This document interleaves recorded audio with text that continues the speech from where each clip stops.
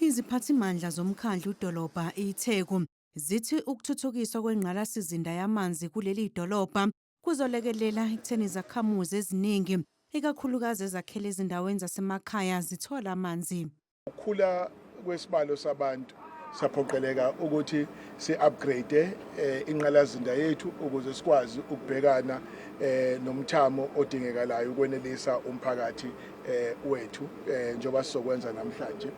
And kade nje sithula amabhoholi kwawu-85 esinawo lapha eThekwini asidle nje imadlana kodwa kuyasiza lokho ngoba kulekelela-ke ama-water tankers ekuyiwona esiwasabalalisile.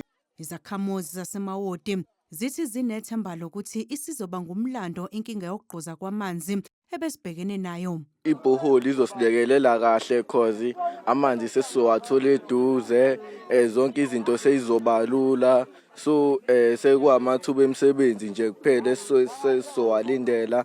Umnyango wezamanzi nenhlanzeko uzokalisa ukukhathazeka ngokungabibikho kozinzo nokungalawulwa ngendlela efanele kohlelo lwamathanga amanzi komasipala. Uhlelo lokunikezelwa amanzi ngamawaterkani uhlelo esingalithandi. Sicela abantu bakithi basibekezelele emva kwalokho sisenza lezi ezinye inhlelo zokunikezela amanzi la singakafinyeleli khona. Bese lo hlelo lolu ngoba lunokuganga ngaphakathi ukwinanga nabantu abantshontshayo babuye babulale inqalasizinda. Sithathe isinqumo sokuthi omasipala mabazame ukuthi bayithengele inqola kube ngezabo. Umasipala weTheku uthi ubheke ukufaka amanye amapitsi angaphezulu kwama-30 ezindaweni ezahlukene kuleli dolobha.